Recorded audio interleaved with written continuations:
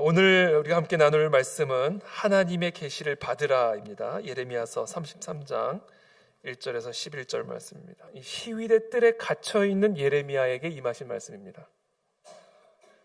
그리고 이 말씀은 예레미야와 같이 갇혀있는 모든 사람들이 들어야 할 하나님의 말씀입니다. 갇혀있는 자, 자신의 힘과 지혜로 넘어갈 수 없는 거대한 장벽에 가로막혀 있는 자, 이게 갇혀 있는 자죠. 그 장벽의 이름이 무엇이든, 그것이 질병의 장벽이든 가난의 장벽이든 절망의 장벽이든, 그 장벽의 이름이 무엇이든 도무지 나의 힘과 나의 지혜로, 나의 능력으로, 이 세상의 그 무엇으로도 도무지 넘어설 수 없는, 돌파할 수 없는 그런 장벽에 가로막혀 갇혀 있는 자, 한마디로 고난과 환난 가운데 있는 자들을 위한 하나님의 말씀, 이것이 오늘 저와 여러분들이 함께 읽은 이 예레미야 33장의 말씀입니다. 저는 오늘 이 시간 이와 같이 갇혀있는 자들에게 오늘 거룩한 하나님의 말씀이 임하기를 축복합니다. 갇혀있는 자, 이게 바로 예레미야의 상황이고 저와 여러분들의 상황이다라는 것이죠. 사실 우리 모두는 다 갇혀있는 자죠. 우리의 연약함에 갇혀있죠. 도무지 이 연약함을 초월할 수가 없죠. 우리는 아무리 우리가 노력을 해도 우리의 한계를 넘어설 수 없습니다. 우리의 시간이라는 한계도 넘어설 수 없죠. 우리의 이 능력, 우리의 시력, 우리의 지혜, 우리의 모든 역량, 우리의 모든 시간, 우리의 생명을 우리가 스스로 넘어설 수가 없습니다. 그런 면에서 모든 인간은 다 갇혀 있는 자죠. 한계에 갇혀 있고, 죽음에 갇혀 있고, 질병에 갇혀 있고, 연약함과 어리석음에 갇혀 있는 존재, 이게 바로 사람이고 저와 여러분들입니다. 그런 자들이 오늘 들어야 할 말씀, 그리고 그런 자들에게 오늘 하나님이 주시는 말씀, 여러분 그 말씀이 무엇일까요? 33장 2절의 말씀 한번 다 같이 읽어보겠습니다. 2절의 말씀 시작. 이를 행하시는 여호와, 그것을 만들며 성취하시는 여호와, 그의 이름을 여호와라는 이가 이와 같이 이르시도다. 우리가 그 말씀을 듣기 전에 먼저 그 말씀을 하시는 분이 어떤 분인가를 알아야 합니다. 지금 예레미야에게 말씀하시는 분, 또 우리와 같이 다 갇혀있는, 우리의 연약함과 한계 안에 갇혀있는 저와 여러분들에게 말씀하시는 분, 그분은 어떤 분이신가? 일을 행하시는 여호와, 그것을 만들며 성취하시는 여호와다라고 말씀하고 계십니다. 자, 여기서 말씀하시는 일을 행하시는 여호와, 여기서 말하는 일이란 어떤 일인가? 땅을 만드는 일입니다. 이것이 이 본문의 의미예요. 일을 행하시는 여호와가 무엇을 의미하는 것이냐면 땅을 만드신 여호와라는 의미입니다. 땅을 형성하고 세운 여호와, 그것을 만들며 성취하시는 여호와의 의미예요. 땅을 만드시고 땅의 기초를 세우시고 땅을 형성하신 그 여호와 하나님, 그러므로 여기서 말하는 일이란 천지 창조를 의미하시죠. 천지 창조. 그러므로 일을 행하시는 여호와란 바로 창조주 하나님이라는 사실을 의미하는 겁니다. 지금 저와 여러분들에게 말씀하시는 분은 저와 여러분들을 창조하신 여호와 하나님이십니다. 우리는 참 우리의 연약함 때문에 우리는 항상 공고하잖아요. 우리의 한계 때문에. 아까도 제가 서두에도 말씀드린 것처럼 우리는 다 갇혀있는 존재잖아요.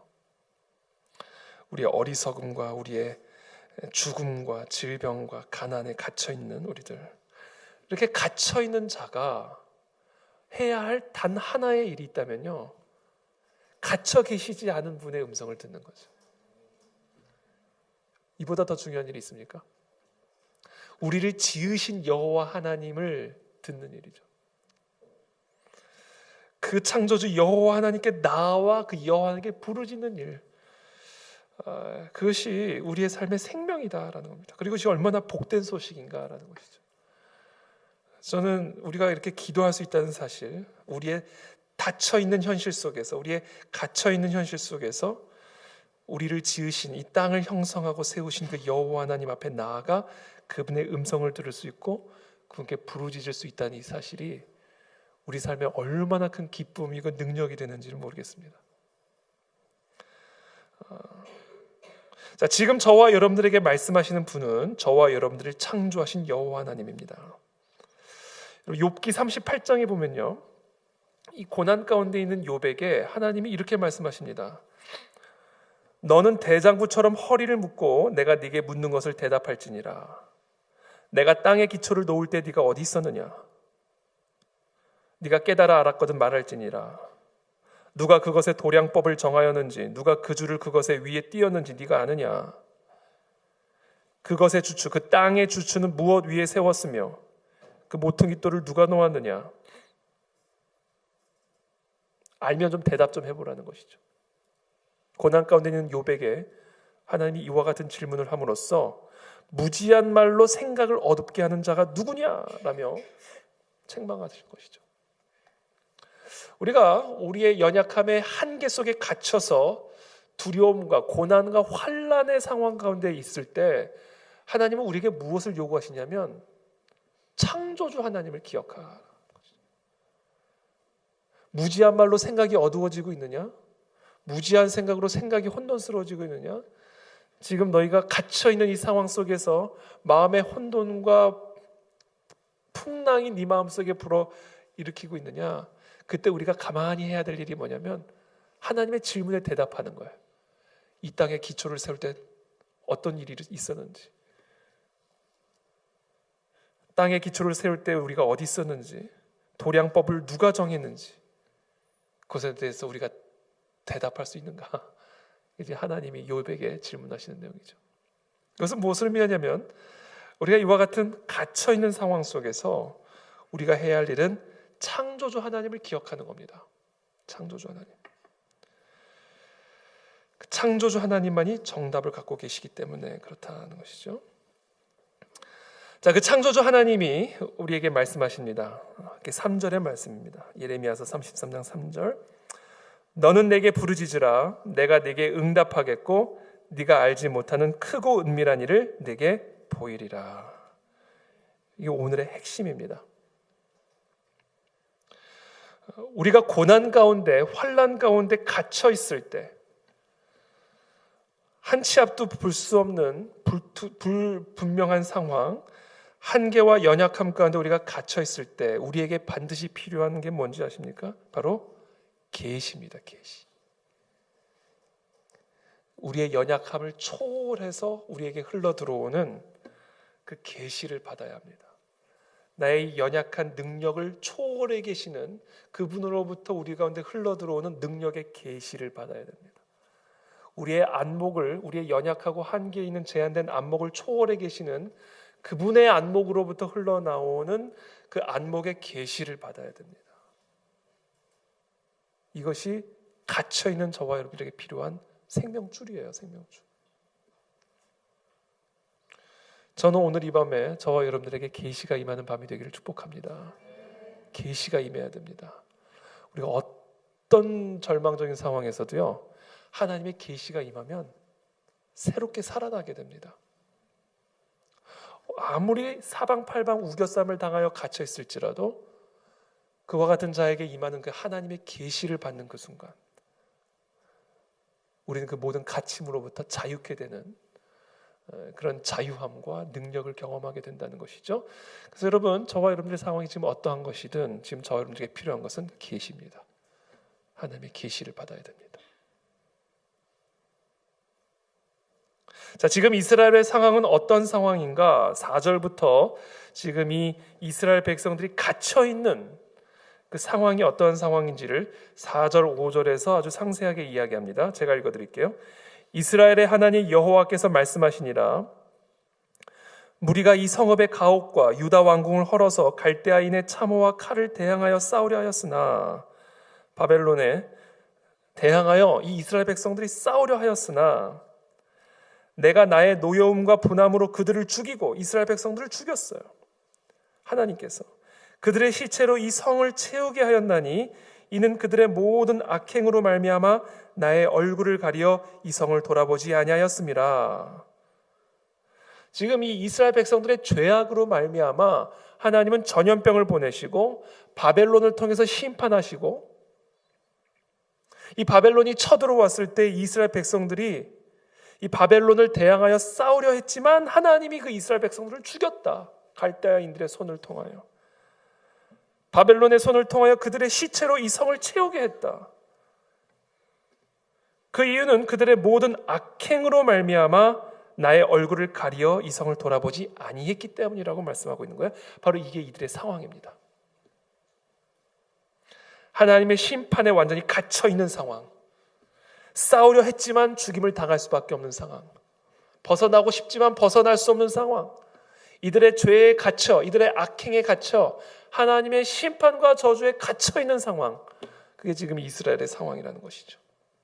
여러분, 하나님이 가둬두셨으면 그걸로 끝 아닙니까? 그렇잖아요.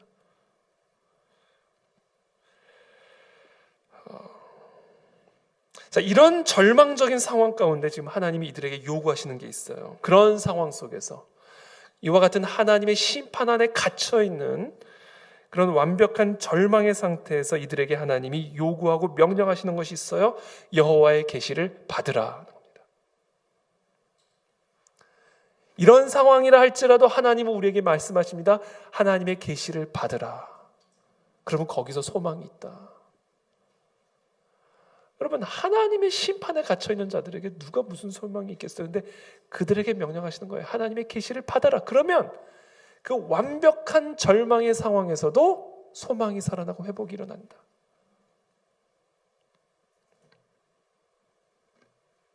여러분, 계시란 뭔가요? 계시가 뭐죠? 계시란 알게 하는 겁니다. 깨닫게 해주는 거예요. 지식을 주는 겁니다. 우리가 마땅히 깨달아야 할 지식을 받는 거, 주는 거, 이게 계시예요. 계시. 호세아서 4장 6절에 보면 내 백성이 지식이 없음으로 망하는도다. 왜 하나님의 백성이 망하는가? 지식이 없어서 망한다. 마땅히 알아야 할 지식이 없기 때문에, 계시가 없기 때문에. 이사야서 5장 13절 그러므로 내 백성이 무지함으로 말미암아 사로잡힐 것이요. 여러분, 우리가 왜 사로잡히는가? 무지하기 때문에, 지식이 없기 때문에 사로잡힌다는 거예요. 두려움에 사로잡히고 염려에 사로잡히고 유혹에 사로잡히고 악행에 사로잡히고 사단 마귀에게 삼키는 이유, 마땅히 알아야 할 지식을 모르기 때문에 사로잡힌다. 그들의 귀한 자는 굶주릴 것이요 무리는 목마를 것이라. 왜 우리가 굶주리는가? 왜 우리의 영혼이 목마르는가? 마땅히 알아야 할 그 지식을 모르고 있기 때문에 우리의 무지함으로 말미암아 망하는 것이요, 사로잡히는 것이요, 굶주리는 것이요, 목마른 것이다.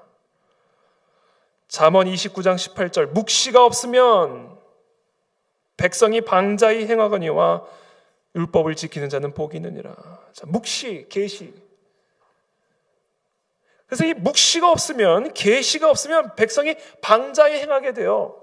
여호와의 도를 떠나 악행에 사로잡히고 사탄에 사로잡히고 쓸데없는 염려와 두려움에 삼켜져서 굶주리고 사로잡히고 목마른 그런 지경에 처하게 된다. 왜 이들이 지금 이와 같은 아주 참혹한 슬픔과 비극의 상태에 갇혀 있는가? 이들이 마땅히 알아야 할 지식을 놓쳤기 때문이다. 무시함 때문이다. 계시를 받지 않았기 때문이다. 계시를 무시했기 때문이다. 그들의 영혼에, 그들의 삶에 도무지 위로부터 임하시는 하나님의 계시가 없었다.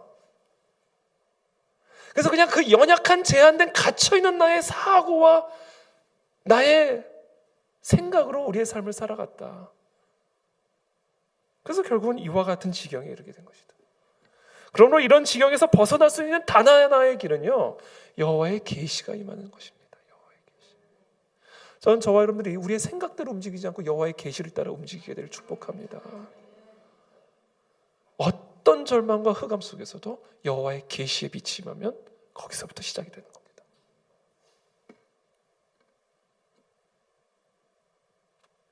너희 마음의 눈을 밝히사, 이게 계시예요. 저는 이 시간 저와 여러분들 마음의 눈이 밝아지는 시간들이 되기를 축복합니다. 이게 계시입니다. 계시. 너희 마음의 눈을 밝히사 그의 부르심의 소망이 무엇이며.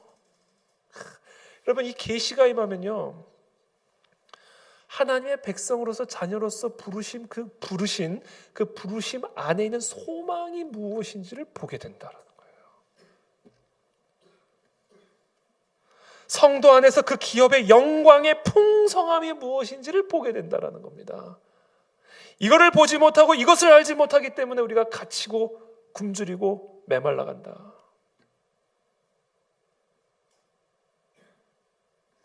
오늘 하나님은 갇혀있는 저와 여러분들에게 오늘 말씀하십니다.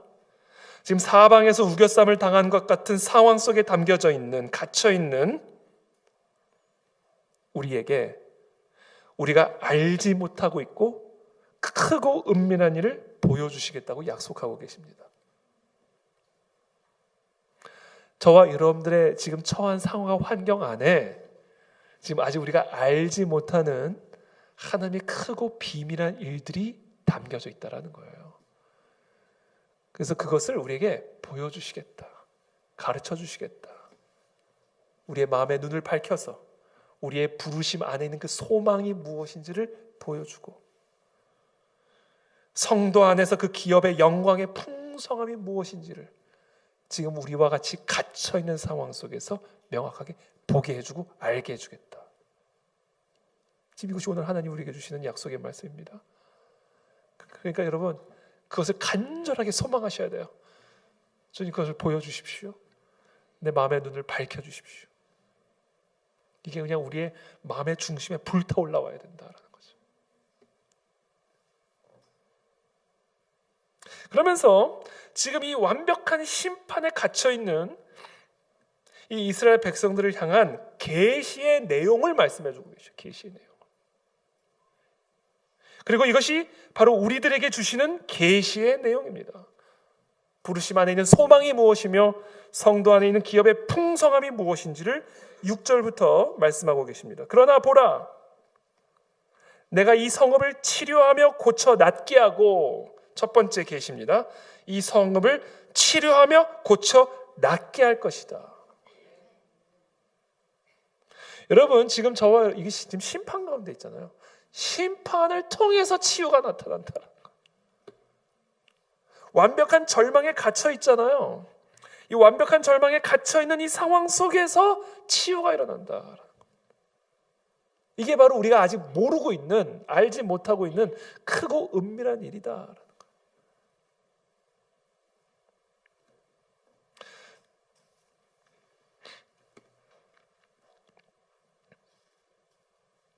지금 저와 여러분들이 통과하고 있는 여러 어려움, 고난, 고통을 통해 치유가 일어나게 될 것을 믿으시길 축복합니다. 이것이 바로 우리가 알지 못하고 있었던 크고 은밀한 하나님의 뜻이에요.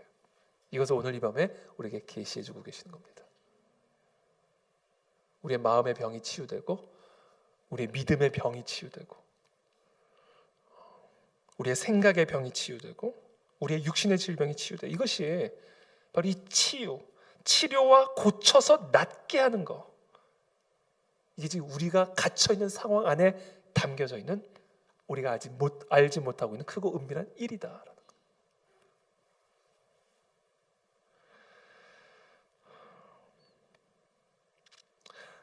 계속해서 말씀하십니다. 6절에 평안과 진실이 풍성함을 그들에게 나타날 것이며, 자, 그들을 치료하고 고쳐서 낫게 한 다음에는 풍성한 번영과 안정을 드러내 볼 것이다 라는 이야기입니다. 이 평안과 진실이 풍성함을 그들에게 나타날 것이다. 그러니까 평안의 풍성함, 진실의 풍성함, 열매의 풍성함들을 우리에게 허락하실 것이다 라는 겁니다. 열매를 맺게 하시겠다라는 겁니다. 열매. 병든 나무에서는요, 병든 열매만 나오죠. 또는 열매가 맺지 않죠. 열매로서 그 나무의 상태를 알 수 있는 겁니다. 우리로 하여금 열매를 맺는 인생이 될 수 있도록 하나님은 우리를 치료하시고 고쳐 낫게 하신다. 이것이 지금 이들이 지금 처한, 갇혀 있는 상태 가운데 담겨져 있는 하나님의 크고 은밀한 일이다라는 거죠. 7절에 계속 말씀하십니다. 내가 유다의 포로와 이스라엘의 포로를 돌아오게 하여 그들을 처음과 같이 세울 것이며 처음처럼 회복할 것이다.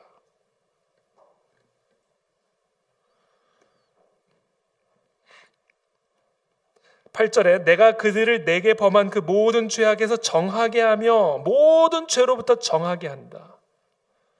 정금과 같이 나오게 한다. 우리의 모든 죄악들을 드러내어서 그 죄악을 다 털어내고 깨끗한 정금처럼 우리를 만드실 것이다.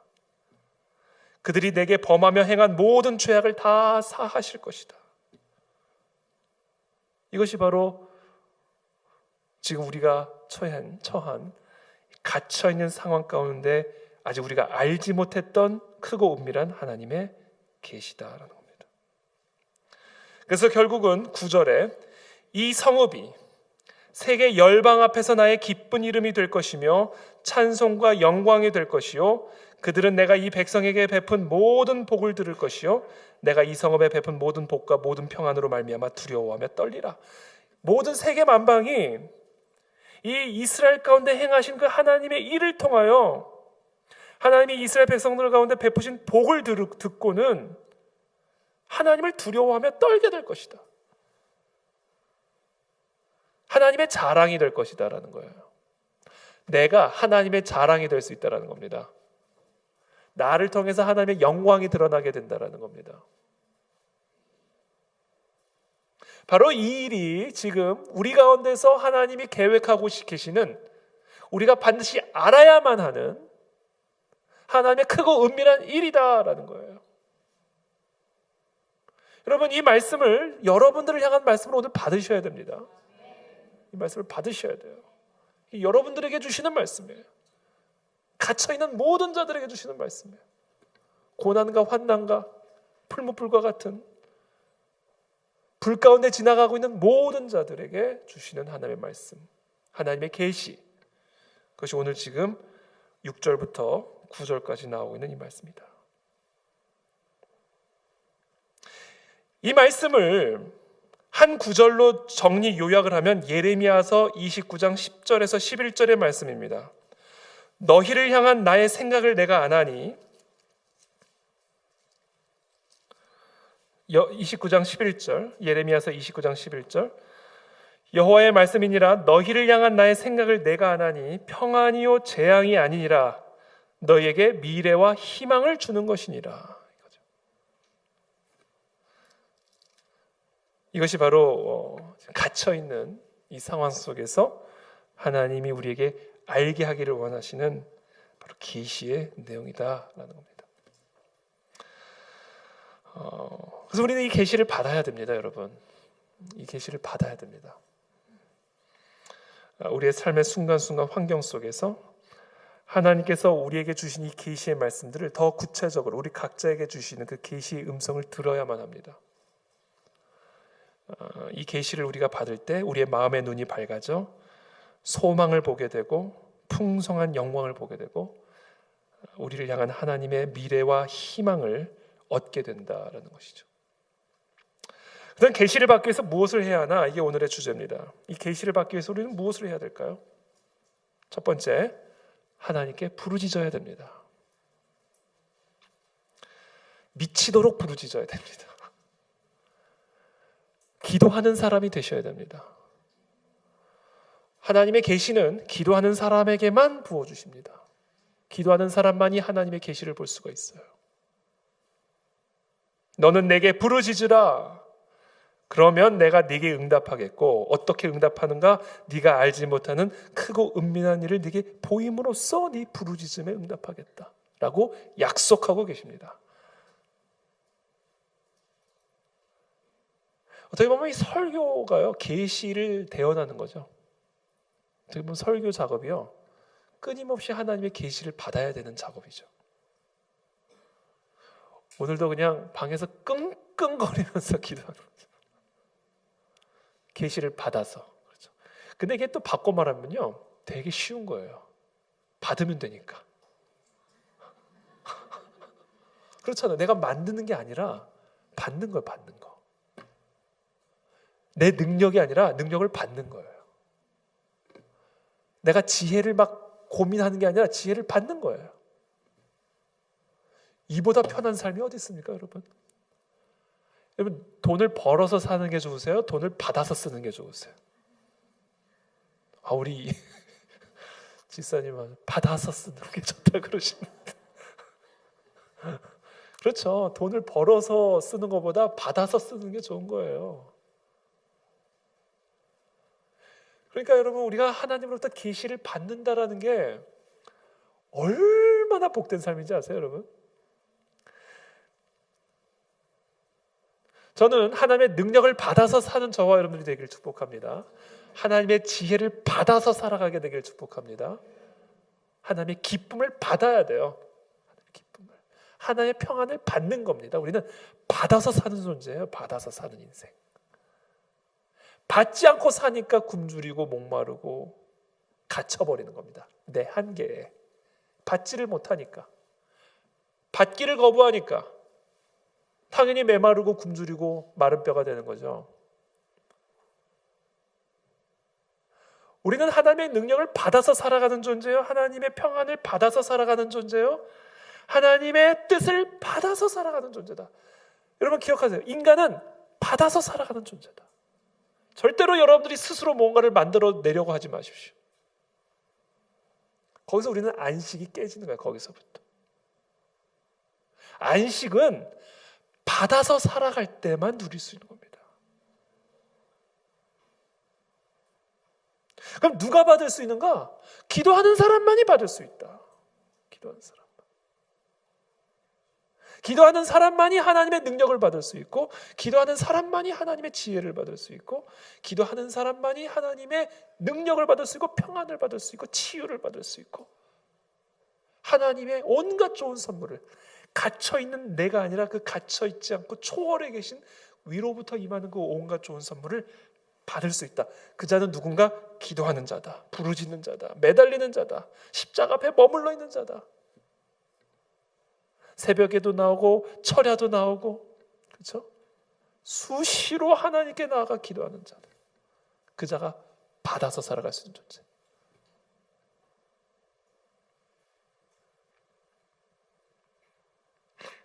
성경에 보면요, 다니엘처럼 많은 위기를 통과한 사람도 없었을 거예요. 정말 성경의 인물을 보면요, 정말 이 참 많은 위기와 고난과 환난들을 통과하게 되는데, 도전을 만나게 되는데, 이 다니엘만큼 많은 위기를 통과한 사람도 없어요. 일단 포로로 끌려가잖아요. 포로로. 바벨론의 포로로 끌려갑니다. 자, 바벨론의 포로로 끌려가서는요, 풀무불에 들어갈 위기, 사자굴에 들어가죠. 사자굴에 들어가서 죽임당할 위기. 이건 인간이 말도 못하는 위기죠. 이거는요, 말도 못하는 고난이고 말도 못하는 상황이죠. 이 포로에 갇혀있는 상황, 그게 어떤 소망이 있습니까? 그 안에 풀무불에 갇혀있는 상황, 그 안에 무슨 상황, 그 안에 무슨 소망이 있습니까? 사자굴에 갇혀있는 상황, 그 상황 안에 무슨, 사자굴에 갇혔는데 무슨 소망이 있어? 근데 그 모든 것을 뚫고 결국은 바벨론의 재상이 되잖아요. 그 비결이 어디에 있었는가? 계시에 있었다. 계시를 받았어요. 다니엘은 포로 생활 가운데서도 계시를 받았고, 풀무불에서도 계시를 받았고, 사자굴에서도 계시를 받았고, 바벨론 재상이 돼서도 계시를 받았고, 포로였던 다니엘을 바벨론의 재상으로 만들었던, 재상의 자리로까지 끌고 갔던, 풀무불에서도 나오고 사자굴에서도 나오게 만들었던 그 힘이 뭐였는가?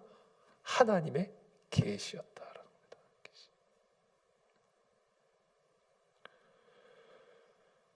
느부갓네살이 꿈을 꾸잖아요. 그 꿈 때문에 그냥 꿈자리가 사나워가지고, 여러분 다니엘서 한번 다 펴보시죠. 다니엘서.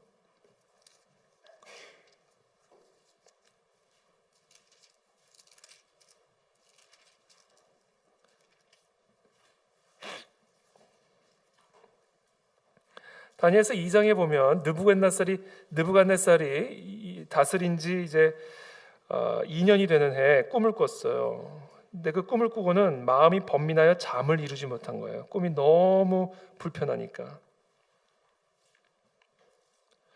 그리고는 이 왕이 뭐를 요구하냐면 모든 갈대와 술사를 부르라. 그러더니요, 뭐를 요구하냐면 꿈을 해석해 줄 것을 요구하는 게 아니라 무슨 꿈인지부터 맞추라 그러겠어요. 이런 막무가내가 어디 있어요? 꿈을 알려주고 그것을 해석하라는 게 아니라 무슨 꿈을 꿨는지부터 알아맞혀보라는 거예요. 그리고 그 꿈의 의미를 해석하라는 겁니다. 그렇지 않으면 다 풀무불에 집어넣겠다는 거예요. 다 죽여버리겠다라는 겁니다. 제가 오늘 묵상하다 가만히 생각해, 왜 그런 명령을 했을까? 가만히 생각해 보니까 그 꿈의 해석이 진짜인지 가짜인지를 어떻게 분별할 수가 있겠어요? 꿈을 알아맞힌 사람이라면 꿈의 해석도 맞을 것이다 라고 생각했던 것 같아요. 그렇죠. 무슨 해석을 하든 그게 뭔지를 어떻게 알겠어요? 그러니까 그 꿈 해석의 신빙성을 어떻게 확인할 수 있는가? 내가 꿈까지 맞히는 사람이면 이 사람은 진짜다 이렇게 한 거죠.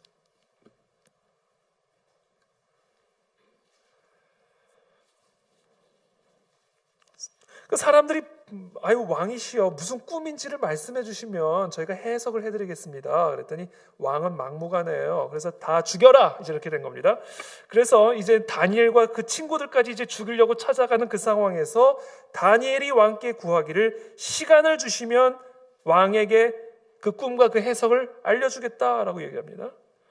그리고는 자기 집으로 돌아가서 2장 17절에 그 친구 하나냐와 미사엘과 아사랴에게 그 일을 알리고 18절 말씀입니다.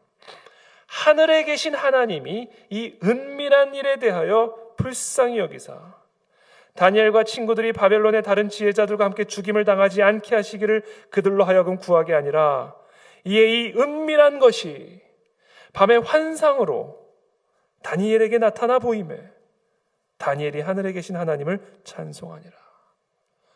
여러분, 이 죽음의 위기 속에서 무엇이 다니엘을 살렸어요? 다니엘에게 임한 하나님의 계시가 다니엘을 살린 겁니다. 여러분, 이 상황, 이 갇혀있는 상황에서 어떻게 다니엘이 살아날 수가 있었겠어요?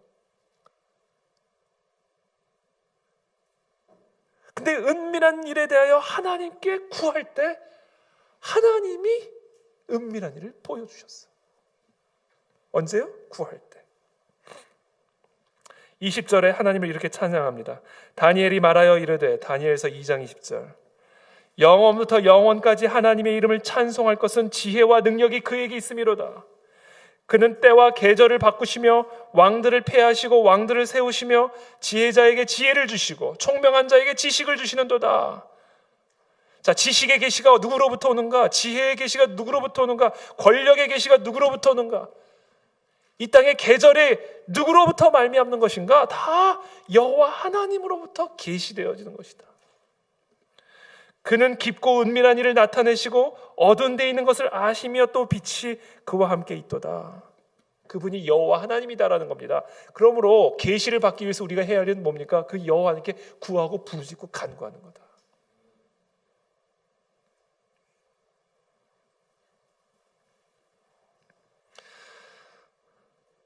하나님의 계시를 받아야 살 수 있습니다, 여러분. 그 계시를 받기 위해서 우리는 그 하나님께 부르짖어야 됩니다. 모든 능력이, 모든 지혜가, 모든 권세가 하나님께 있습니다. 그러므로 우리는 그것을 받아야만 합니다. 이게 계시예요. 그것을 받을 수 있는 자는 그 하나님께 구하는 자다, 부르짖는 자다. 이게 복음이에요, 여러분. 복음. 우리의 연약함 때문에 고민할 필요 없어요. 우리의 한계, 우리의 갇혀있는 상황 때문에 두려워할 필요 없습니다. 왜요? 받으면 되니까. 받으면 되는 거니까. 받기 위해서 기도하면 되는 거니까. 그러니까 오늘 이 밤에 우리가 함께 모여서 기도하는 거죠. 자, 두 번째, 우리에게 필요한 게 있어요. 계시를 받기 위해. 하나님으로부터 능력을 계시받고, 지혜를 계시받고, 꿈을 계시받고, 하나님의 그 크고 은밀한 일을 계시받기 위해서 우리가 해야 할 두 번째, 하나님 앞에서 뜻을 정해야 됩니다. 이게 다니엘이 우리에게 가르쳐주는 진리입니다. 이 숱한 위기를, 풀무불을 지나고 사자굴을 건너 결국은 바벨론의 제사장으로까지 올라갈 수 있었던 그 이유는 하나님의 계시를 받았기 때문인데, 하나님의 계시는 어떤 자에게 주어지는가? 뜻을 정한 자에게 주어진다. 우리 그리스도인들을 보면요, 뜻을 정하지 않고 신앙생활하는 사람들이 있어요. 갈대 같아요. 뜻을 정하진 않았어요. 뜻을. 자, 다니엘은 어떤 뜻을 정했는가? 다니엘서 1장 8절의 말씀입니다. 다니엘서 1장 8절, 다니엘은 뜻을 정하여 왕의 음식과 그가 마시는 포도주로 자기를 더럽히지 아니하리라. 자, 어떤 뜻을 정했는가? 자기를 더럽히지 않기로 뜻을 정했습니다. 저와 여러분들이 하나님의 계시를 받고자 한다면 하나님의 계시를 받을 수 있는 그릇이 되어야 됩니다. 하나님의 그 거룩한 능력을 받고자 한다면 그 능력을 받을 수 있는 거룩한 그릇이 되어야 돼요. 하나님의 그 평안을 받고자 한다면 그 하나님의 평안을 받을 수 있는 그릇이 되어야 됩니다. 그 그릇은 어떤 그릇인가? 더럽지 않은 그릇, 거룩한 그릇. 그 그릇이 되기로 뜻을 정했어요. 그때 다니엘에게 계시가 임하는 겁니다.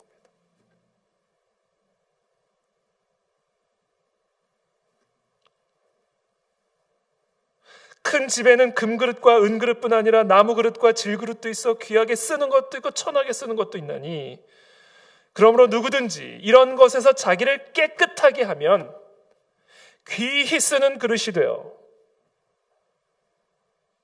거룩하고 주인의 쓰심에 합당하며 모든 선한 일에 준비함이 되리라. 너는 청년의 정욕을 피하고 주를 깨끗한 마음으로 부르는 자들과 함께 의와 믿음과 사랑과 화평을 따르라. 이 뜻을 정해야 된다라는 이 뜻을.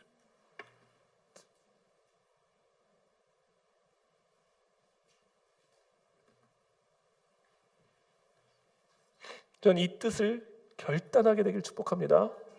이 뜻을 정하지 않고 우리가 신앙생활을 하기 때문에 아무것도 안 되는 겁니다. 이게.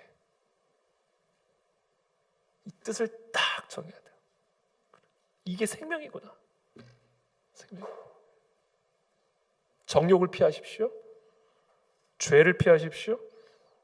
우리를 깨끗하게 지켜내야 돼요. 그래야 우리 안에 능력이 계시되고 지혜가 계시되고 하나님의 평안이 계시되고.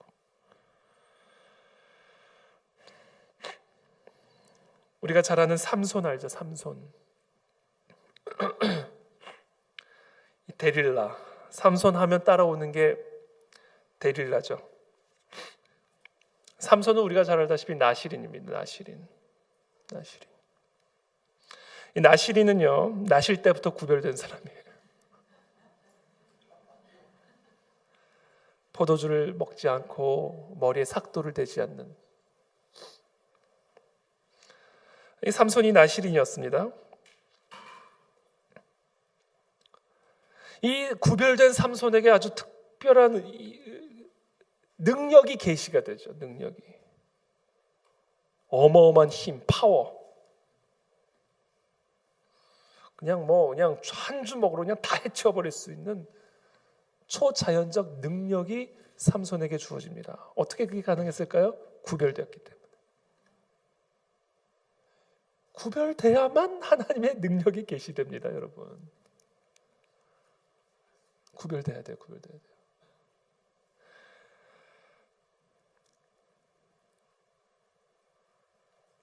근데 데릴라가 들러붙었어요. 어느 날 데릴라가 들러붙었어요. 그러면서 계속 꼬시죠. 사사기 16장 보면요, 하여튼 특명을 받은 거예요. 돈 받고 특명을 받은 겁니다.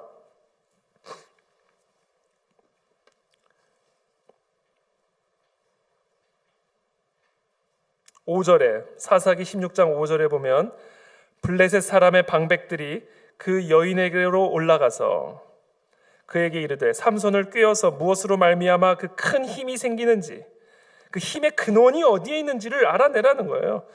그리고 우리가 어떻게 하면 능히 그를 결박하여 굴복하게 할 수 있을는지 알아보라. 그리하면 우리가 각각 은천 100개씩을 네게 주리라 하니 여기 또 들릴라라고 되어 있네요. 데릴라가 아니라 하여튼 데릴라든 들릴라든 하여튼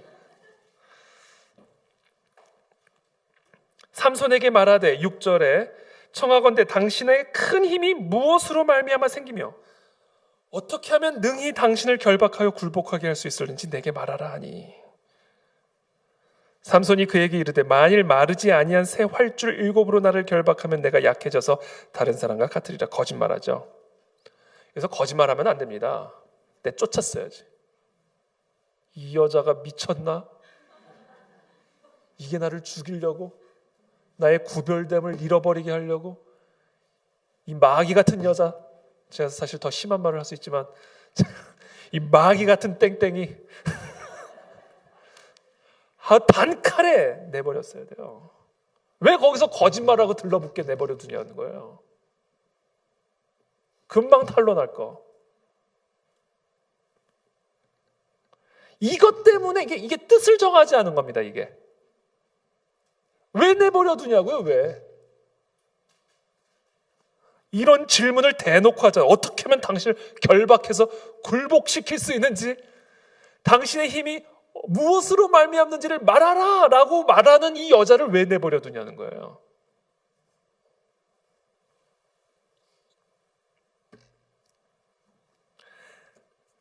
우리가 이제 추정컨대 이뻤겠죠.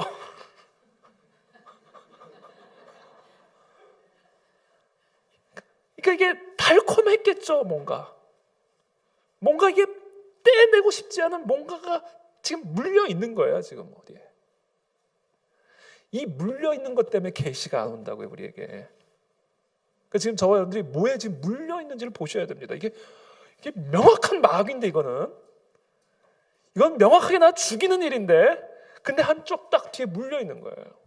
달콤함에, 부드러움에.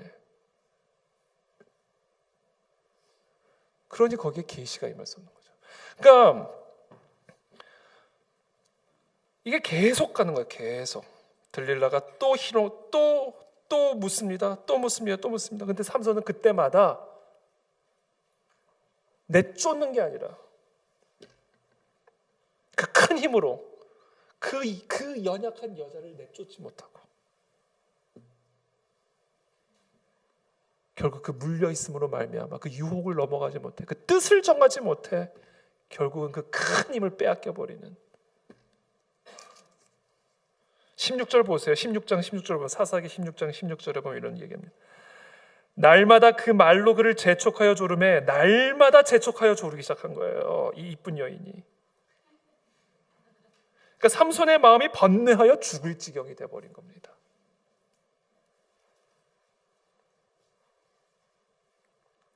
삼손이 진심을 드러내어 그에게 이르되 내 머리 위에는 삭도를 대지 아니하였나니, 결국은 불어버리는 거예요.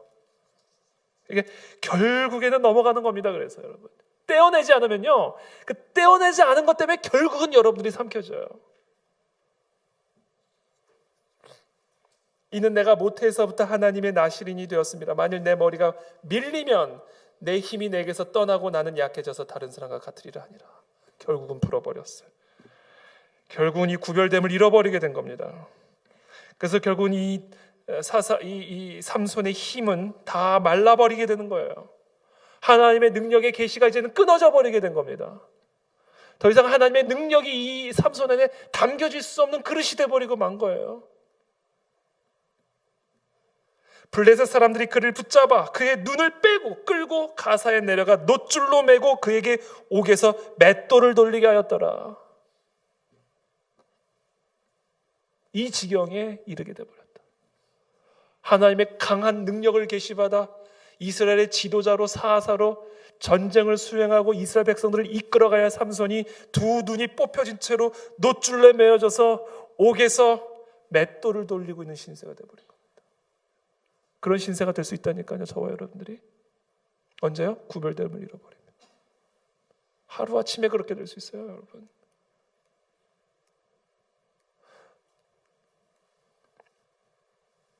범사에 헤아려 좋은 것을 취하고 악은 어떤 모양이라도 버리라. 이쁜 모양이든 못생긴 모양이든 추한 모양이든, 그것이 어떤 모양, 달콤한 모양이든 쓴 모양이든, 그것이 악이라고 한다면 어떤 모양이라도 버려야 된다. 그렇지 않고 들러붙게 내버려뒀다가는 결국 우리는 모든 것을 잃어버리게 된다는 거죠. 구별됨입니다. 구별됨.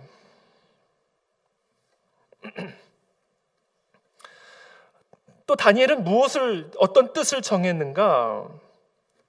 여러분, 지금 이 왕의 진미를 먹지 않기로, 왕이 주는 음식으로 나를 더럽히지 않겠다 이렇게 얘기했어요. 아니, 어떻게 아무리 그래도 그렇지 왕이 주는 음식을 자기를 더럽힌다라고 표현을 합니까? 왕의 음식과 그가 마시는 포도주로 자기를 더럽히지 아니하리라 하고 자기를 더럽히지 아니하도록 환관장에 구했다 이렇게 했어요. 이것은 어떤 뜻을 정했는지 아세요? 단순히 자기를 거룩하게 지키겠다라는 뜻을 정한 것뿐이 아니라 나는 하나님만을 전적으로 의지하기로 뜻을 정한 겁니다. 하나님만을 의지하고 하나님만이 나의 능력이요, 하나님만이 나의 지혜요, 하나님만이 나의 생명이라고 내가 정말로 전적으로 믿고 의지했기 때문에 생명 걸고 거룩을 추구하는 거예요. 구별됨을 추구하는 겁니다. 여러분, 정말 저와 여러분이 하나님만이 내 생명의 지혜요 능력이라고 정말로 하나님만이 반석이요 소망이라고 한다면요, 철저하게 구별됨을 지키게 됩니다. 여러분, 나는 요셉이 왜 그 보디발의 아내의 유혹을 뿌리칠 수 있었을까? 삼손의 경우와 달리 하나님이 그 10대 청소년에게 이 아들에게 보여주신 그 계시 때문이었다라고 저는 확신합니다. 계시.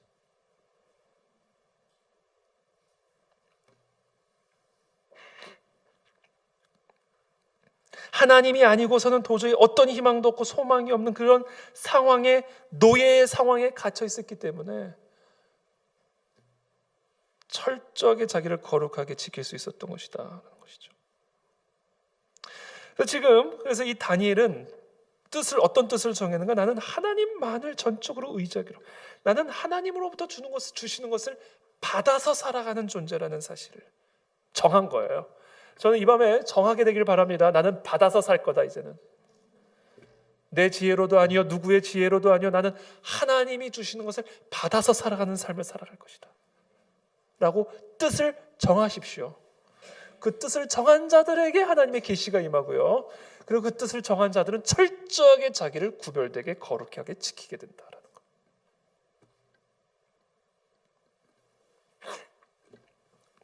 자, 이처럼 하나님만을 전적으로 의지하기로 정한 자는 세 번째 어떤 뜻을 정하는가? 자, 첫 번째는 구별되기로 정하고, 두 번째는 하나님만 의지하기로 정하고, 세 번째 하나님만을 의지하기로 정한 자는 구별되게 할 뿐 아니라 하나님께 기도하는 사람이 되기로 뜻을 정한다라는 거예요.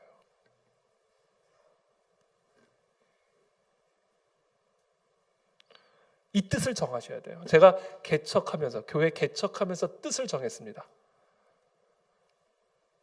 나는 죽으나 사나 기도하는 목사가 돼야 되겠다. 뜻을 정했어요, 저는. 왜냐하면 정말 아무것도 없었거든요. 기도 외에는 할 게 없었거든요. 기도밖에는. 말 그대로 받지 않으면 아무것도 할 수 없다는 것을 제가 알았거든요. 이 뜻이 변질되지 않도록 기도해 주시길 바랍니다. 뜻을 정했어요.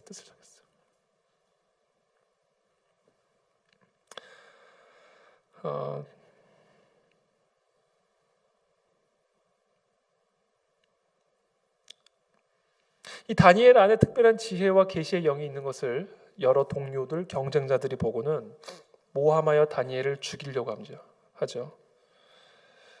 그래서 다니엘서 6장에 보면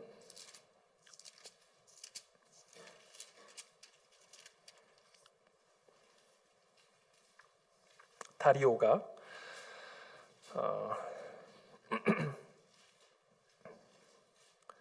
7절에 보면 이렇게 얘기합니다. 이 다니엘을 이제 모함하여 다니엘을 이제 고발하려고 하는 무리들이 이제 이 다리오 왕에게 다가가 7절에 이렇게 얘기하죠. 나라의 모든 총리와 지사와 총독과 법관과 관원이 의논하고 왕에게 한 법률을 세우며 한 금령을 정하실 것을 구하나이다.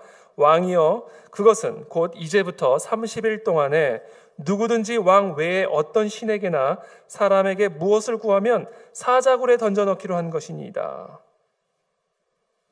그런즉 왕이여 원하건대 금령을 세우시고 그 조서에 왕의 도장을 찍어 메대와 바사에 고치지 아니하는 규례를 따라 그것을 다시 고치지 못하게 하옵소서 하매 이에 다리오 왕이 조서에 왕의 도장을 찍어 금령을 내리니라. 다니엘이 10절입니다.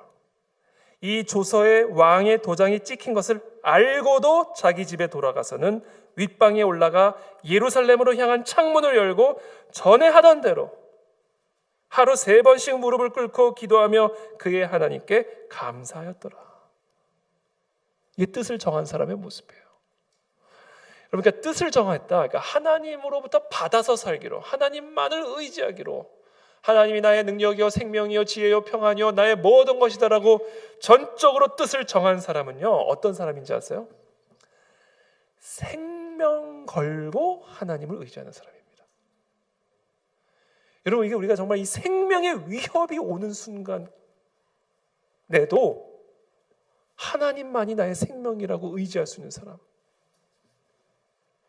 그래서 C.S. 루이스가 그런 얘기를 했어요. 자기가 어떤 사안에 있어서 이것이 내게 죽고 사는 문제가 되기 전까지는 내가 뭐를 믿고 있는지를 확인할 수 없다라고 얘기를 했어요. 진짜 믿음은요, 지금 이 지경이 돼야 확인될 수 있다. 그러니까 여러분, 지금 저와 여러분들의 삶에 정말 죽고 사는 그 문제 앞에서 저와 여러분들이 어떤 태도를 취하고 있는지 한번 보십시오.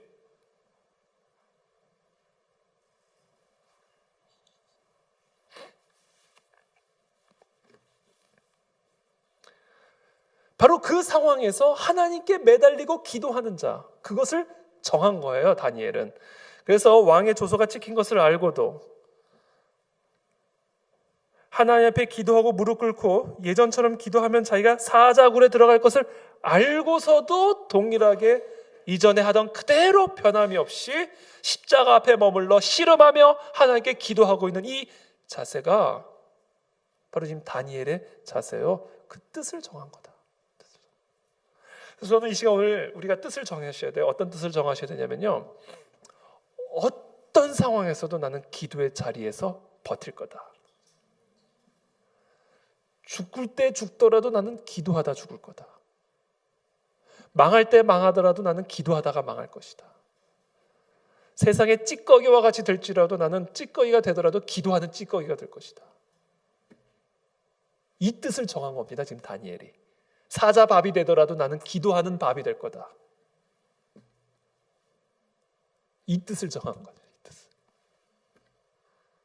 그 뜻을 정하는 자에게 하나님은 하나님의 능력을 계시하시고 하나님의 생명을 계시하시고 지혜를 계시하시고 하나님의 나라를 우리 가운데 계시하신다. 이게 돼야 된다라는 거죠.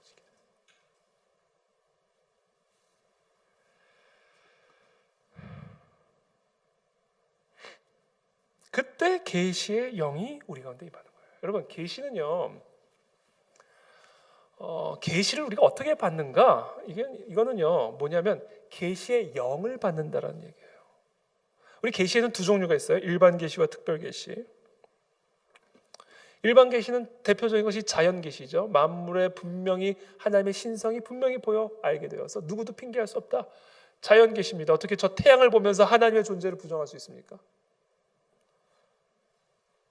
그렇잖아요. 어떻게 이 지구를 보면서 하나님의 존재를 부정할 수가 있겠어요? 이 신성을 볼 수 있다, 자연을 보면. 근데 어찌된 일인지 사람이 그 태양을 신으로 섬기고 있다. 어찌된 일이냐, 이게. 이겁니다.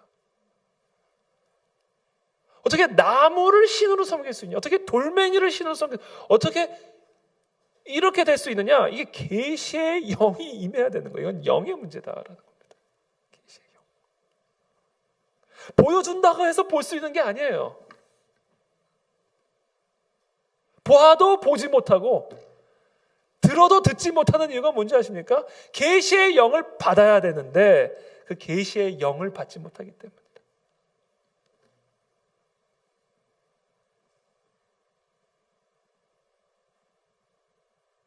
빛이 어둠에 빛이 되어 어둠이 깨닫지 못하더라. 예수님, 하나님의 아들이 육신의 옷을 입고 이 땅에 오셔서 죽은 자를 살리시고 소경의 눈을 뜨게 하시는데도 못 알아보잖아요. 심지어 못 박아 죽여버리잖아요. 그러니까 보여준다고 해서 되는 게 아니라니까요. 들려준다고 해서 지금 이렇게 설교 말씀을 들어도요, 하나님의 말씀을 묵상을 해도요, 듣는 자가 있고 듣지 못하는 자가 있습니다. 뭐의 차이인지 아세요? 계시의 영이 임하셔야 돼요, 우리 안에.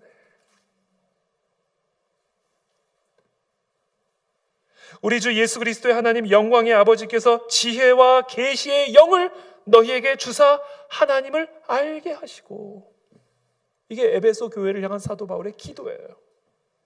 계시의 영을 부어주옵소서. 계시의 영을 보여주셔서 하나님을 볼 수 있는 눈을 허락하여 주시고, 마음의 눈이 밝아져 그들의 부르심 안에 있는 소망이 무엇이며 성도 안에 있는 기업의 영광의 풍성함이 무엇인지를 보게 하여 주옵소서. 보여준다고 해서 볼 수 있는 게 아니라고요. 계시의 영이 임하셔야 볼 수 있다고요.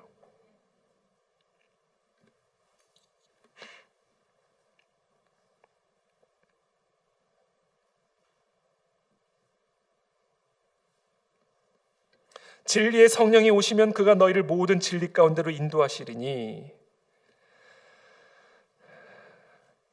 그가 스스로 말하지 않고 오직 들은 것을 말하며 장래일을 너희에게 알리시리라. 계시죠. 알게 해주겠다. 알게 해주겠다. 무엇이요? 진리의 영이신 성령 하나님이 오셔야 우리가 알게 되고 깨닫게 되고 보게 된다라는 겁니다. 그가 내 영광을 나타내리니, 자, 성령이 오셔야, 그 계시의 영이 오셔야 우리 가운데 그 하나님의 영광이 계시되어질 수 있다. 내 것을 가지고 너희에게 알리시겠습니다. 예수 그리스도의 모든 것을 가지고 우리에게 알려주시는 분, 예수 그리스도의 모든 영광으로 우리에게 알려주시는 분, 보여주시는 분, 깨닫게 해주시는 분, 밝혀주시는 분, 보고 볼 수 있게 하시고 듣고 듣게 하실 수 있는 분, 그분은 성령이다. 성령. 무릇 아버지께 있는 것은 다 내 것이라. 자, 저 하나님 아버지께 있는 것은 다 내 것이라. 그러므로 내가 말하기를 그가 내 것을 가지고 너희에게 알리시리라. 저 초월자이신 하나님이 이 땅에 있는 갇혀있는 우리들에게 그 하나님의 생각과 마음과 능력과 뜻을 어떻게 우리에게 알게 하시는가? 성령으로 말미암아, 진리의 영으로 말미암아 그 하나님의 마음과 생각 안에 있는 것들을 이 갇혀있는 연약한 우리들에게 계시해 주신다, 보여주신다, 밝혀주신다. 이것만 얘기하고 마칠게요. 시간이 좀 많이 갔으니까. 이 얘기만. 다니엘 9장을 보면요, 재밌게도 다니엘이요, 예레미야서를 묵상하고 있습니다.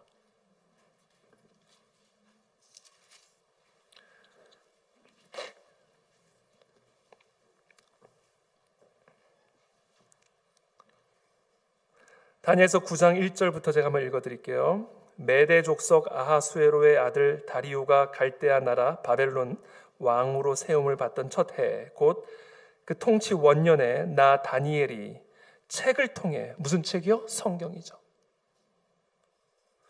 성경을 통해 여호와께서 말씀으로 선지자 예레미야에게 알려주신 그 연수를 깨달았나니. 예레미야서를 묵상하고 있었어요, 다니엘이. 곧 예루살렘의 황폐함이 70년 만에 그치리라 하신 것이니라. 예레미야서에 보면 하나님이 70년 정한 기한을 채우고 나서 돌아오게 할 것이다라는 말씀을 예레미야에게 하시죠. 예레미야서 29장 10절에 여호와께서 이같이 말씀하시니라. 바벨론에서 70년이 차면 내가 너희를 돌보고. 이 말씀을 읽은 거예요. 자, 그 말씀을 읽는 순간 깨달음이 온 겁니다. 이게 계시예요. 하나님의 말씀을 묵상하는 가운데 하나님의 계시가 임한 겁니다. 여러분, 제가 아까 일반 계시, 자연, 대표적인 자연을 말씀드렸는데요. 일반 계시가 있고 또 다른 종류가 있는데 그 종류가 뭐냐면 특별 계시입니다. 이 특별 계시의 대표가 성경이에요. 성령의 영감으로 쓰여진 이 책이 하나님이 우리에게 특별하게 하나님의 마음과 생각을 계시하신 도구고 수단입니다. 그래서 우리는 이 성경을 통해서 하나님의 계시를 보게 됩니다. 근데 성경을 읽는다고 해서 다 그 계시를 발견하는 것이 아니에요. 계시의 영이 임하셔야 돼요. 우리가 이 하나님의 말씀을 들을 때, 하나님의 말씀을 묵상할 때, 이 계시의 영이 우리 가운데 임할 때 지금 이 다니엘처럼 깨달음이 와요. 70년 만에 그치리라 하신 이 하나님의 말씀을 깨닫게 되는 겁니다. 내가 금식하며 3절에 다니엘서 9장 3절입니다. 내가 금식하며 베옷을 입고 죄를 덮어쓰고 주 하나님께 기도하며 간구하기를 결심하고 내 하나님 여호와께 기도하며 자복하여 이르기를 크시고 두려워할 주 하나님 주를 사랑하고 주의 계명을 지키는 자를 위하여 언약을 지키시고 그에게 인자를 베푸시는 이시여. 우리는 이미 범죄하여 패역하며 행악하며 반역하여 주의 법도와 규례를 떠났사오며 라면서 쭉 얘기를 합니다. 그러다 20절로 넘어가겠습니다. 다니엘서 9장 20절. 내가 이같이 말하여 기도하며 내 죄와 내 백성 이스라엘의 죄를 자복하고 내 하나님의 거룩한 산을 위하여 내 하나님 여호와 앞에 간구할 때 곧 내가 기도할 때에 이전에 환상 중에 본 그 사람 가브리엘이 빨리 날아서 저녁 제사를 드릴 즈음에 내게 이르더니 또 온 거예요. 계시가 임하신 겁니다. 그 계시가 내게 가르치며 내게 말하여 이르되 다니엘아 내가 이제 네게 지혜와 총명을 주려고 왔느니라. 곧 네가 기도를 시작할 즈음에 명령이 내렸으므로 이제 네게 알리러 왔느니라. 너는 크게 은총을 입은 자라. 그런즉 너는 이 일을 생각하고 그 환상을 깨달을지니라. 그 환상을 말씀하십니다. 설명해 주십니다. 네 백성과 네 거룩한 성을 위하여 이른 이래를 기한으로 정하였나니 허물이 그치며 죄가 끝나며 죄악이 용서되며 영원한 의가 드러나며 환상과 예언이 응하며 또 지극히 거룩한 이가 기름 부음을 받으리라. 그러므로 너는 깨달아 알지니라. 예루살렘을 중건하라는 영이 날 때부터 기름 부음을 받은 자 곧 왕이 일어나기까지 7 이레와 62 이레가 지날 것이요. 그러니까 지금 가브리엘이 70주 후에 생길 일을 지금 계시해주고 있는 거예요. 저는 지금 이와 같은 역사가 저와 여러분들에게 동일하게 임하게 되는 것을 믿기를 축복합니다. 그래서 저는 오늘 시간 우리 함께 기도하며 나가기를 원합니다. 정말 이와 같은 계시를 우리 가운데 허락하여 주시옵소서. 육에 속한 사람은 하나님의 성령의 일들을 받을 수 없다라고 얘기했습니다. 이 시간 저와 여러분들에게 필요한 것은 하나님의 계시다. 그러므로 이 시간 하나님 앞에 뜻을 정하게 되기를 축복합니다. 이 다니엘에게 임한 이 계시의 시작은 다니엘이 뜻을 정함으로부터 시작이 됐어요.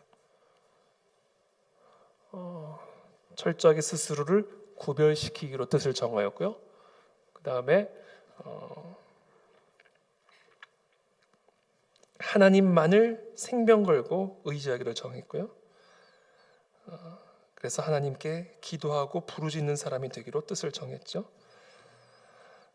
그때 하나님은 계시의 영을 보내셔서 하나님의 말씀을 보고 듣고 깨달을 수 있는 은혜를 허락하여 주셨고, 그 하나님의 말씀을 통하여 아주 구체적인 계시가 임하게 되었고, 그리고 그 구체적인 계시를 붙들고 간절하게 기도하고 부르짖음으로 나아가는 이 다니엘의 모습을 우리가 오늘 볼 수가 있습니다. 그래서 여러분, 우리가 이 시간 함께 기도할 때 하나님이 계시의 영을 우리 모두에게 부어주시기를 원합니다. 특별히 이 말씀은 하나님의 말씀, 성경은 우리에게 하나님의 생각과 마음을 계시하시는 하나님의 가장 분명하고도 확실한 도구고 수단입니다. 그래서 우리가 하나님의 말씀을 들을 때 하나님의 계시가 임하고 깨달음이 임하고, 그리고 그것을 가지고 우리가 부르짖을 때 하나님의 놀라운 은혜의 역사들을 경험하게 되는 것이죠. 그래서 오늘 이 시간 우리가 함께 주신 말씀들 여러분 각자가 한번 하나님 앞에 고백하고 기도하며 나가기를 원합니다.